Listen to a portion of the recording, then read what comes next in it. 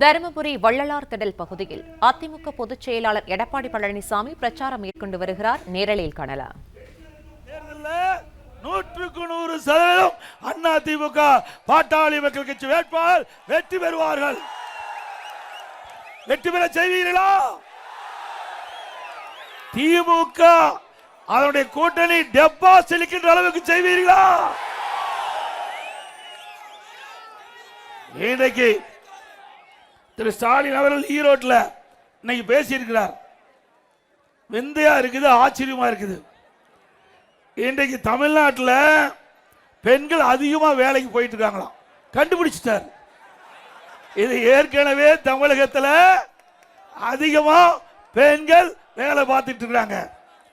ஆனா பெண்களுக்கு பாதுகாப்பு இல்லாத ஒரு சூழ்நிலை இந்த ஆட்சியில் தான் நடக்குது.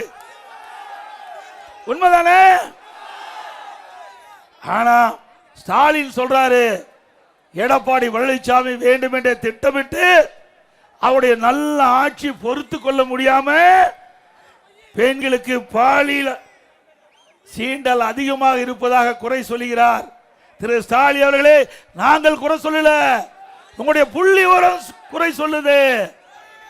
இன்றைக்கு அந்த புழுகு, ஆகாச புழுகு பேசுற ஸ்டாலின்,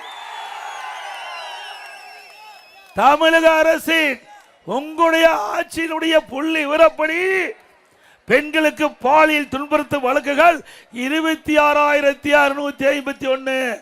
நாங்க சொல்லல, திரு ஸ்டாலின் தலைமையில் இருக்கின்ற திராவிட முன்னேற்ற கழக அரசு புள்ளி விவரப்படி 26,651 பேர் இந்த பாலியல் துன்பத்திற்கு ஆளாயிருக்கிறாங்க.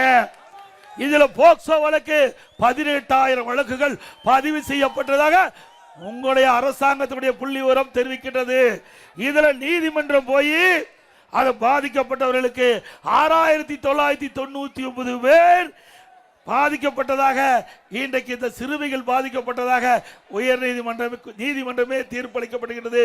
இதே உங்களுடைய சமூகத்துறை அமைச்சர் தூத்துக்குடியில் பேசுகின்ற பொழுது அவர் குறிப்பிடுகிறார், 6,999 போக்சோ வழக்குகள் பதிவு செய்யப்பட்டுள்ளதாகவும் அதற்கு 84 கோடி நிவாரணம் அளிக்கப்பட்டதாகவும் உங்களுடைய சமூகத்துறை அமைச்சர் தெரிவித்திருக்கின்றார்.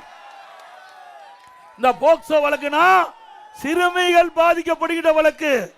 போக்சோ வழக்கு சிறுமிகள், பெண் குழந்தைகள் பாதிக்கப்படுகின்ற வழக்கு. அதில் பாதிக்கப்பட்ட அந்த குழந்தைகள், அதனால் வழக்கு பதிவு செய்யப்பட்டது 6,999.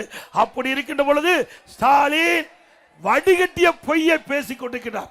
சாதாரண வடிகட்டல, ஜமக்காலத்தில் வடிகட்டிய பொய்ய பேசிட்டு இருக்கார்.